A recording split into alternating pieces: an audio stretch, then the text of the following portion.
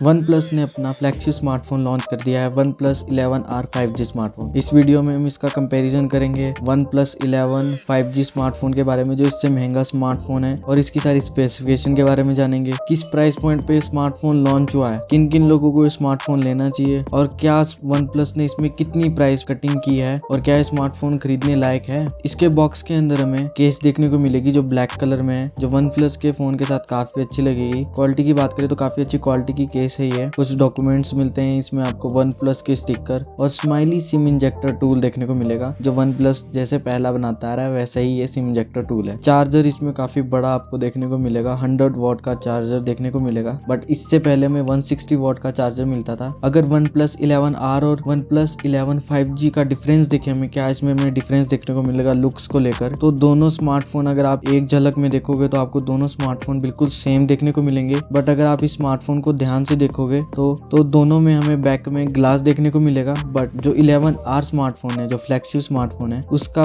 Surface हमें काफी smooth देखने को मिलेगा। जो इससे महंगा स्मार्टफोन है उसका सरफेस, बैक सरफेस हमें थोड़ा खुरखुरा देखने को मिलेगा। और दूसरा डिफरेंस हमें इसमें ये देखने को मिलता है, जो कैमरा मॉड्यूल है 11 5G में हमें हसल ब्लेड की ब्रांडिंग देखने को मिलेगी। 11R में हमें कोई भी ऐसी ब्रांडिंग देखने को नहीं मिलेगी कैमरा में, ना ही कैमरा में और ना ही फोन में हमें इसमें हसल ब्लेड देखने को मिलेगा। जो 11 5G स्मार्टफोन है हमें उसमें हमें 3 फ्लैश देखने को मिलेगी एक ही सर्कल में, और जो 11R फ्लैगशिप स्मार्टफोन है उसके अंदर हमें 2 फ्लैश देखने को मिलेगी एक ही के अंदर। दोनों फोन की साइड की बात करें तो 11R में हमें कोई भी एंटीना बैंड देखने को नहीं मिलेंगे, क्योंकि इसमें हमें प्लास्टिक फ्रेम का यूज किया गया है। और 11 5G में हमें डिस्प्ले में कैमरा साइड में देखने को मिलेगा, और 11R में हमें सेंटर में कैमरा देखने को मिलेगा। 11R में राइट साइड में हमें अलर्ट स्लाइडर भी देखने को मिलेगा, जो वन प्लस ने पिछली बार नहीं दिया था। कैमरा पार्ट की बात करें तो वन प्लस 11R में हमें मेटल में देखने को मिलेगा कैमरा वाला एरिया, और बाकी हमें प्लास्टिक में देखने को मिलेगा साइड। और ड्यूल सिम का हमें इसमें ऑप्शन देखने को मिलेगा, बट IP रेटेड नहीं है ये स्मार्टफोन, वन प्लस ने IP रेटेड नहीं दी है। USB Type-C पोर्ट देखने को मिलेगा हमें निचली तरफ। डिस्प्ले की बात करें तो 6.74 इंच की फुल HD प्लस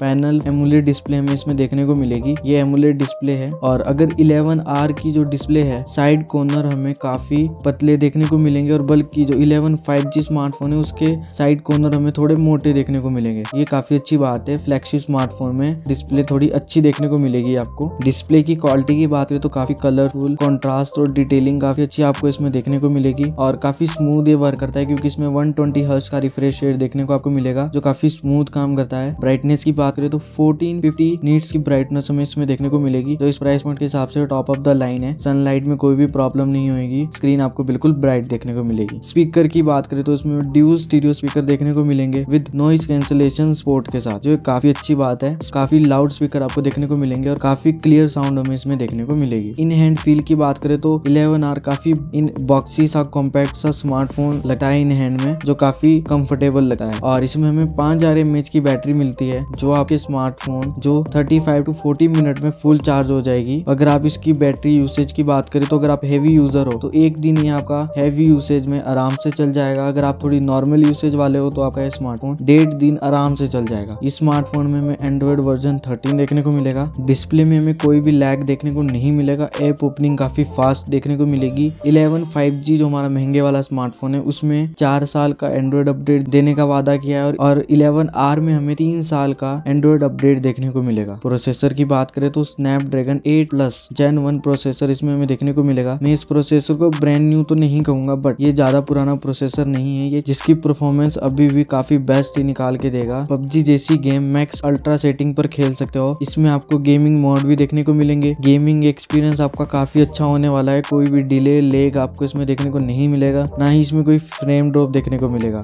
फीडबैक भी आपको इसमें काफी अच्छा देखने को मिल जाएगा। रैम की बात करें तो 16GB RAM plus 12GB extra storage इसमें दी है, बट ये एक्चुअली काम इतनी नहीं करती है, बट इसमें 16GB रैम दी गई है, जो काफी अच्छी है इस प्राइस पॉइंट के हिसाब से। इसमें आपको 2 वेरिएंट देखने को मिलेंगे, 16GB to 128GB और 256GB स्टोरेज का ऑप्शन। LPDDR5X रैम इसमें देखने को मिलेगी। अब बात करते हैं भाई इसके कैमरा सेटअप के बारे में, तो इसमें हमें ट्रिपल रेयर कैमरा सेटअप देखने को मिलेगा। 50 megapixel plus 8 megapixel plus 2 megapixel, जिसकी फोटो की क्वालिटी की बात करूँ तो काफी अच्छी फोटो तो नहीं बोल सकता, क्योंकि ये थोड़ी कई बार ब्लरी फोटो ले लेता है, और फोकस तो स्मार्टफोन का काफी अच्छा आपको देखने को मिलेगा। बट आप जब इसमें इसमें वीडियो शूट करोगे तो आपको इसमें मैक्सिमम 4K वीडियो ही शूट कर सकते हो। वीडियो में आपको ब्लर काफी अच्छा देखने को मिल जाएगा। सेल्फी कैमरा के बारे में बात करें तो 16 मेगापिक्सल का सेल्फी कैमरा देखने को मिल जाएगा, जिसकी फोटो की बात करें तो काफी अच्छी फोटो ये निकाल के दे देता है, बट इतनी अच्छी फोटो निकाल के नहीं देता है और स्मार्टफोन के कंपैरिजन में इस प्राइस पॉइंट के हिसाब से। और फ्रंट कैमरा से आप 1080p पे शूट कर सकते हो 30 FPS पे, जो ठीक ही कह सकते हैं। अब बात आती है इसकी प्राइसिंग की, तो आपको 14,000 के अंदर आपको स्मार्टफोन देखने को मिल जाएगा। ब्लूटूथ 5.3 इसमें हमें देखने को मिलेगा। अब बात करिए स्मार्टफोन किन लोगों को लेना चाहिए और किन लोगों को नहीं। जिनको एक कैमरा बेस्ड स्मार्टफोन चाहिए उन लोगों को स्मार्टफोन को नहीं लेना चाहिए, क्योंकि इसका कैमरा आपको इतना अच्छा देखने को नहीं मिलेगा। जिन लोगों को वन प्लस का स्टॉक एंड्रॉइड का फील लेना है और जिनको सिर्फ परफॉर्मेंस और डिस्प्ले ही चाहिए, उन लोगों को वन प्लस का 11R फोन जरूर लेना चाहिए। ये था वन प्लस का रिव्यू। अगर आपको अच्छा लगा तो please like and subscribe my channel.